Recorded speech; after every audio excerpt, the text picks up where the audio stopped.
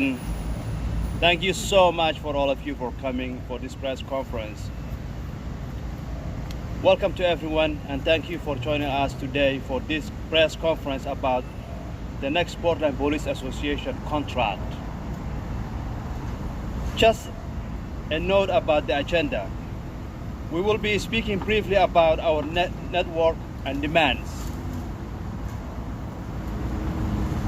After me, we will welcome Layng of Portland Jobs with Justice to the podium, who will speak about what the contract means in the context of the labor. Next, after that, will be Rabbi Debra Kologny will provide us with the moral vision of why police accountability matters to our community. Finally, someone who doesn't need introduction, Dr. Leroy Haines of Albina Ministerial Alliance Coalition for Justice and Police Reform will discuss the history of police violence in Portland in the context of the Portland contract. Our network. The people in front of you today or behind me represented about 15 community-based organizations, activist organizations, which collectively reach thousands of Portlanders from all walks of life. Together, we represent people of color, immigrant refugees, workers, activists, community of faith, and many more folks. Many of our organizations have been working on the police accountability for years. And we will come together earlier this year to form a network dedicated to reforming the relationship between the Portland Police Bureau and our communities. The organizations endorsing this campaign so far include Unite Oregon, Portland NAACP, League of Women Voters, Albina Alliance of Coalition for Justice and Police Reform, Portland Copwatch, Portland Jobs with Justice, DSA Portland, Portland's Resistance, Portland Metro People's Coalition, Showing Up for Racial Justice, Oregon Physicians for Social Responsibility, People's Law Project, As Spirit Moves Us, First Unitarian Portland, Oregon Board of Rabbis, Interfaith Clergy Resistance. About the campaign and our demands.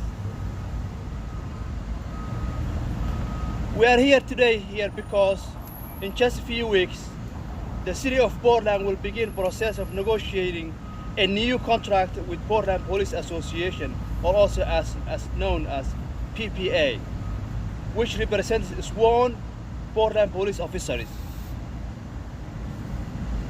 In the past, the contract between the city of Portland and the PPA has made it almost impossible for our community to hold officers accountable when they harm our community, and has been a major barrier to civilian oversight of police.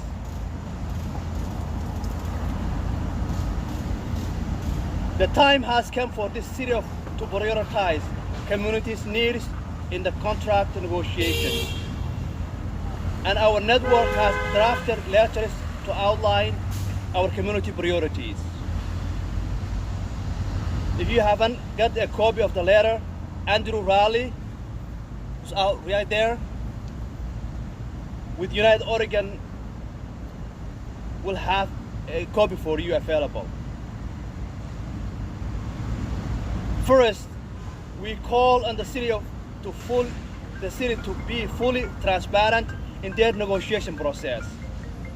The city must be clear about the intended timeline of negotiations and the timeline of setting the city's bargaining priorities. 2, To ensure that the next contract upholds our community's vision, the city's priority for the contract must be set through public process involving the entire council and the community. As far as the contract itself concerns, we have 4 core demands.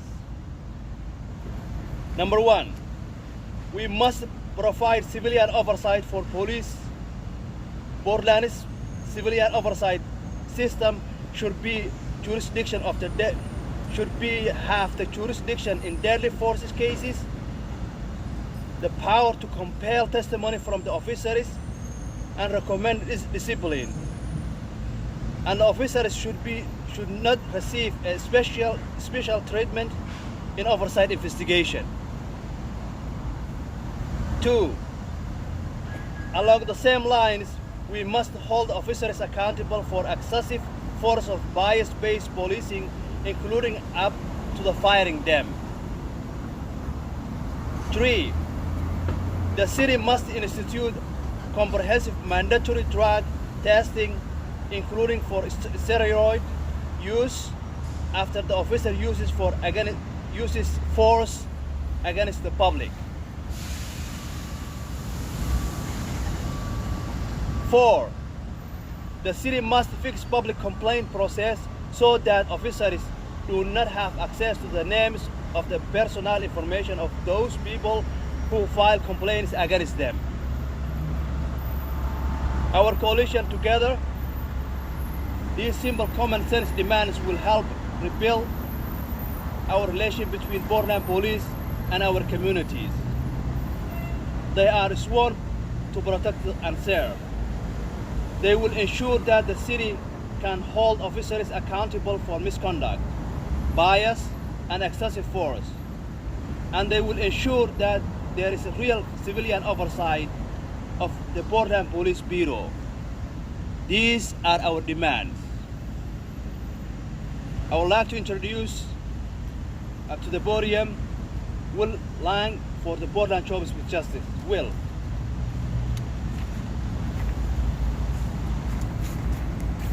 Thank you, Kayse.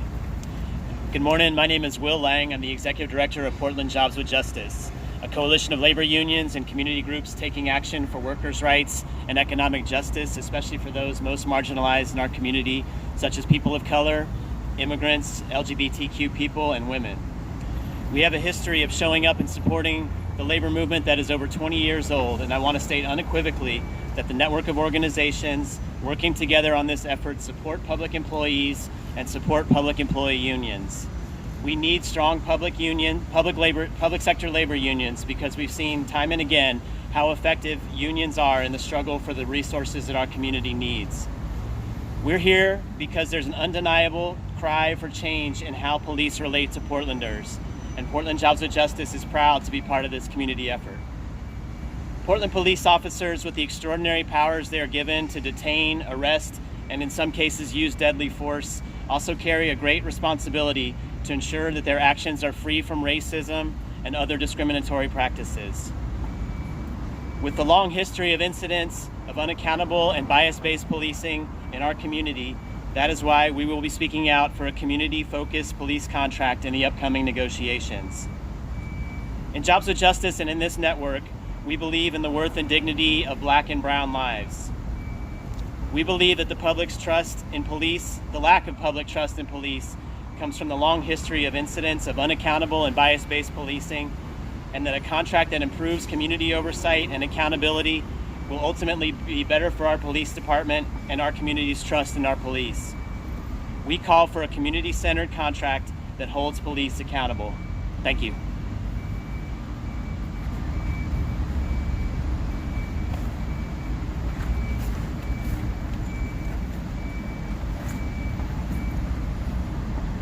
Good morning. My name is Rabbi Debra Kologny. I'm the Executive Director of As the Spirit Moves Us, which is a justice-seeking, spiritually grounded organization, and I'm also the Rabbi of Portland's UnShul. Torah tells us that on the day when the Mishkan, the portable sanctuary for God's presence in the wilderness, was inaugurated, Nadav and Avihu, the sons of the high priest Aharon, brought Eish Zarah, strange fire, to the altar. They were incinerated on the spot for their transgression, themselves made into a sacrifice. Why in the world were they killed? It makes no sense. So we must scrutinize this text anew because it cannot stand on its face. In the Jewish tradition, the sages hated this story. They created justifications, each more ridiculous than the last, as to why Nadav and Avihu deserved to be killed for bringing an unprescribed offering. Rashi said they were drunk. One must never enter the sanctuary impaired. They deserved it. Others say they mocked Moshe and Aharon. They were arrogant. They thought it themselves better than their elders. They deserved it. But of course, they did not deserve to die. What an outrageous distortion of justice for the death penalty to follow such a minor infraction. The answer cannot be in conjuring up vain explanations of why the punishment was fair. So there must be another reason. I believe that our sages could not think of that reason because they could not imagine questioning the legitimacy of the sacrificial cult. But this 21st century everyday anti-fascist radical queer feminist has no problem questioning the legitimacy of official systems. So I saw right through to the problem. The answer, I think, is crystal clear. The sacrificial cult was a death cult. Humans were not brought to slaughter, but animals were. And when you have a system founded in death, grounded in death, surrounded by death, then you risk, in fact, you can count on the innocent dying. Then, as now, innocent brown and black men are the ones who get slaughtered in systems of organized death. Today we have a policing system that depends on officers carrying and using lethal weapons, a system that used to find and return or kill escaped slaves and shut down union organizing, a system that, just like the sacrificial cult, might have a high purpose and ideals, but is also a system founded in death, grounded in death, and surrounded by death. And so innocent black and brown men are dying. Until we have a system where police use bobby sticks instead of guns, we need to do exactly what the Torah instructed, to protect the innocent. And what is that? We must have extremely specific rules for using this dangerous system. Rules that cannot be disregarded because of anxiety, or because of implicit bias, or because backup was slow, or because those with the power to kill are not thrilled with the rules. All of us here know it. The Torah teaches it. Without specific rules for engaging with the tools of death, more black and brown men will die. And so we are blessed to know what those specific rules are. Police contracts around the country have the protocol, oversight, and disciplinary rules that we are urging here in Portland, because we know that those rules result in dramatic reductions in the use of lethal force. Knowing best practice should be enough to convince the city of its merits. But if you don't want to replicate what works in the 21st century, then for the sake of our black and brown men, please honor the enduring and holy wisdom of 3 millennia ago. Together, we call for a community-centered contract that holds police accountable.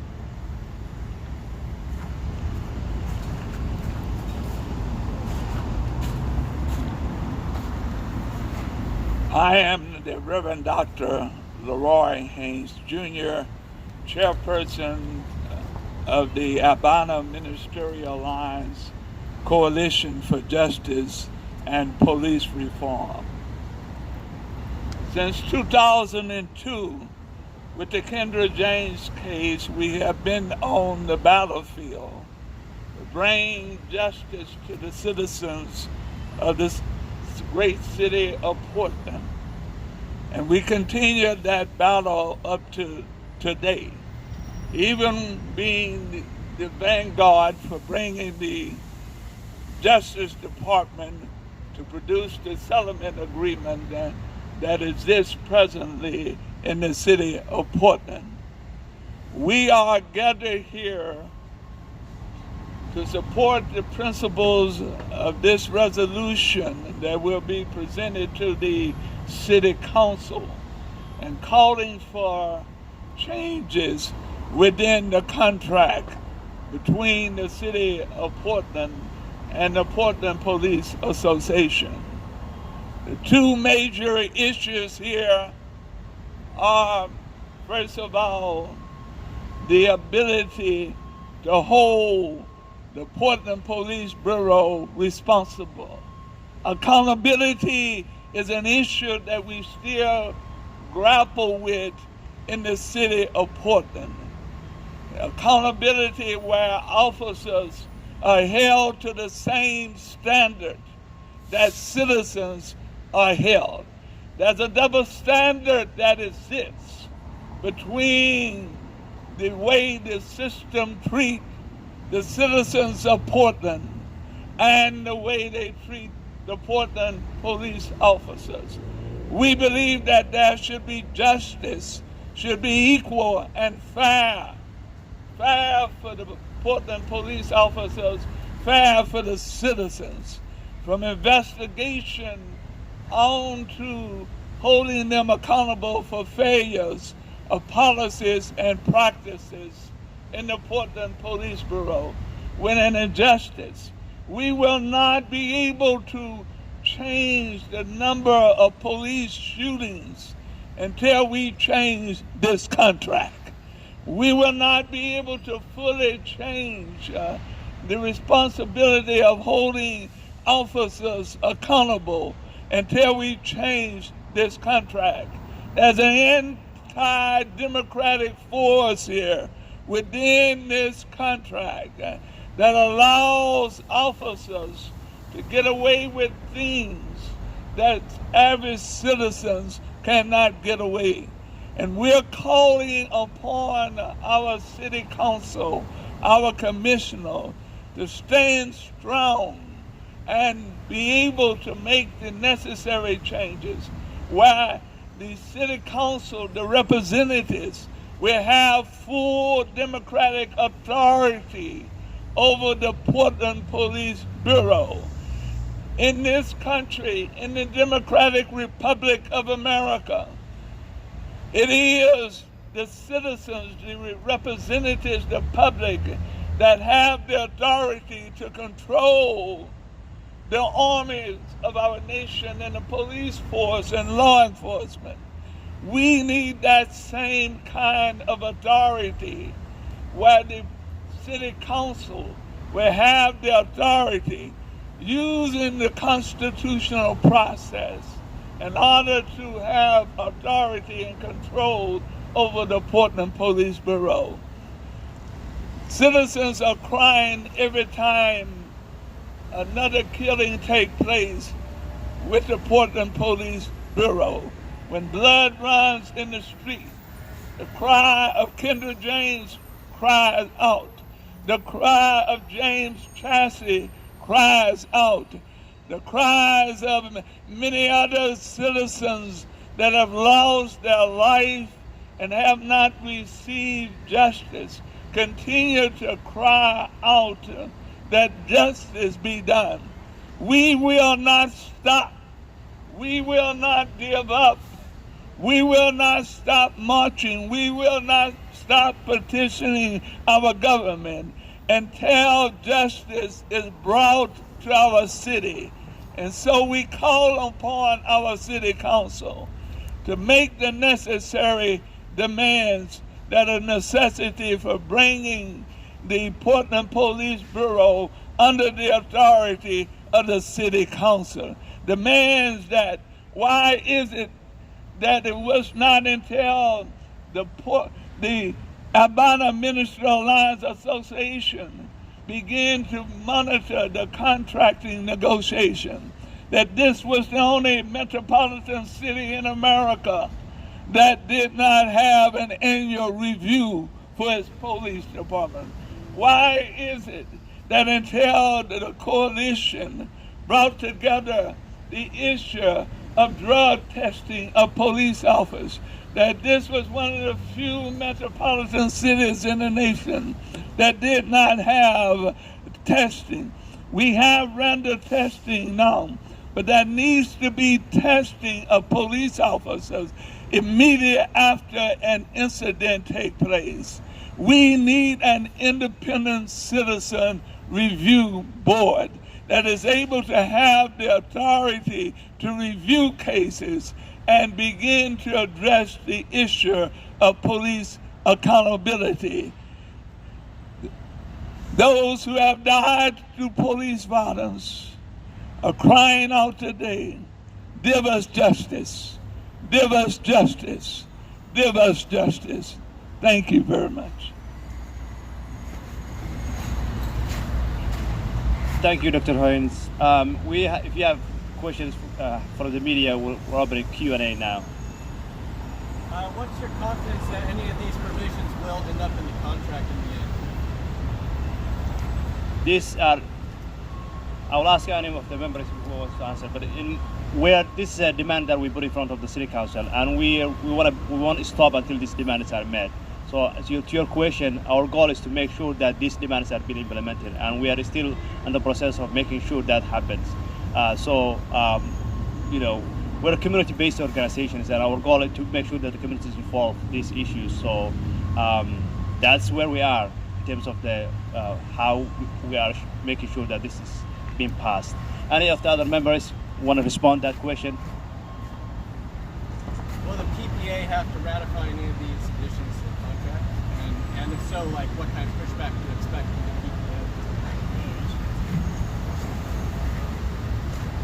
PPA? The PPA would have to ratify it if it's an agreement that's reached with the city, or otherwise it would go to a binding arbitration.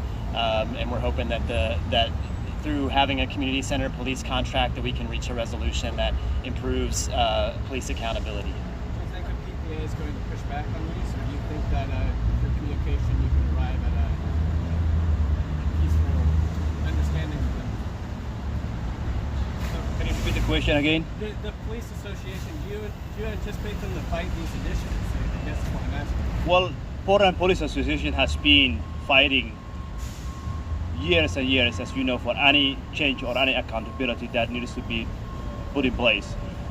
So I can't speak for them, but my past history tells me that most likely they will be, opposing. But our goal to make sure, again, as I said earlier, that this process is more transparent. We have a community organizations right now who are get together, who are making sure that the community voices are heard, and we are making sure these demands are implemented.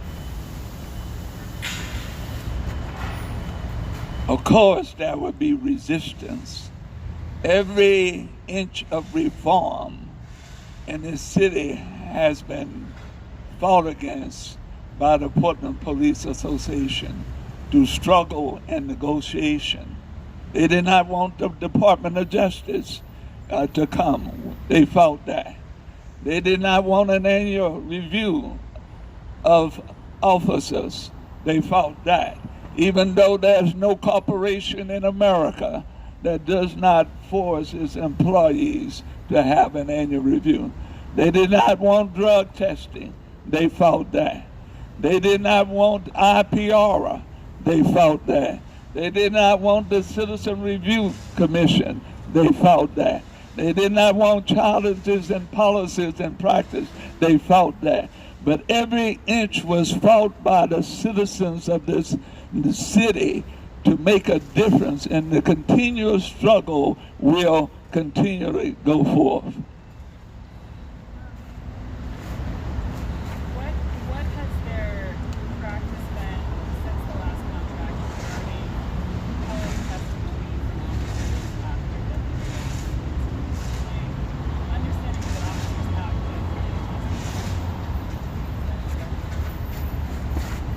The 48-hour investigation of interviewing of officers. They fought that. 2002 Kendra James case. Police officers that killed Kendra James met in Applebee on 15th Street, got their story together. And after they got their story together, everybody went to court with the same story.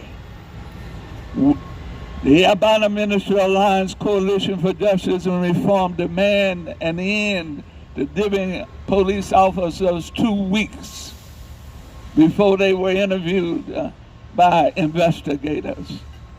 That was brought down eventually to the struggle for 48 hours. Recently, coalitions of a broad base within the city pushed the city council to demand and that within a few hours of the interview, that the officers are interviewed. That is something that was passed by the city council. The implementation of that has to be constantly monitored, that the officers are forced to interview. There's a difference between, in terms of criminal investigation and an investigation of administration. On an administrative side, major departments across this country have ran parallel the criminal investigation and the administrative investigation together. We need to continue to monitor that process and push that process since it has been passed by the City Council. When will your resolution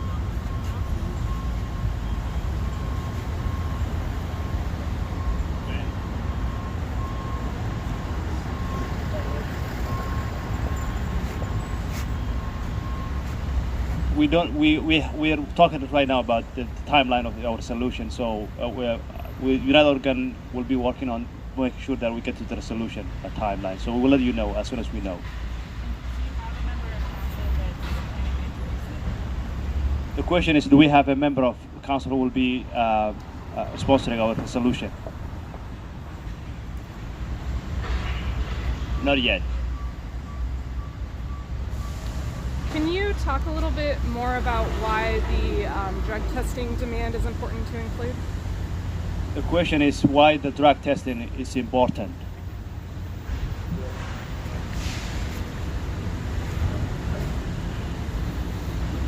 Historically, just like in athletics, sometimes officers use too much alcohol like average day citizens. Sometimes they use other drugs, including steroids and others, in their system. But citizens are tested. When you are stopped by a police officer for a ticket, and they're concerned that you may have had a little too much alcohol, you're immediately asked to take a test on the spot. Why is there a double standard for the police officers and not also being drug tested after the shooting of an individual or an abuse of an individual, citizens in our country? We say that the double standard must stop.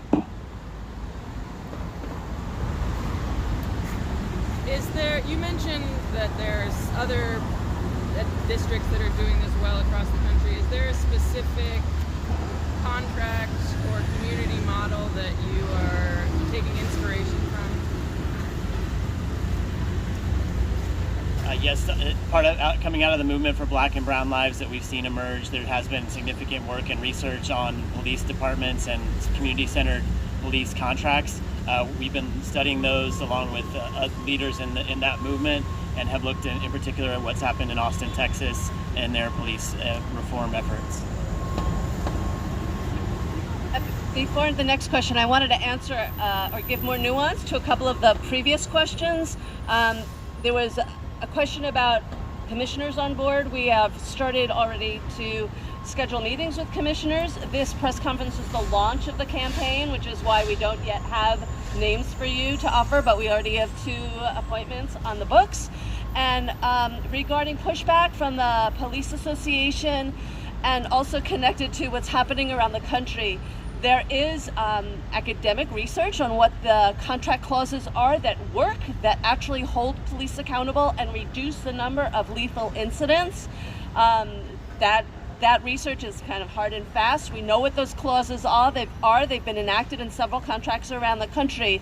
So if this ends up going to arbitration, the arbitrator gets to look at what the evolving community norm is on these issues. So the question doesn't stop with, are we going to get pushback? Of course we're going to get pushback. The question also is, if we end up going to arbitration, are the odds with us or against us? The odds are getting better and better. In this exact moment, it's impossible to predict, but the odds are getting better and better. I think we're gonna wrap it up the press conference so you can go to your daily life. So thank you so much for all of you for coming. We'll keep you posted. Please follow us, and we'll make sure this contract will be held to a higher standard in the past. Thank you so much.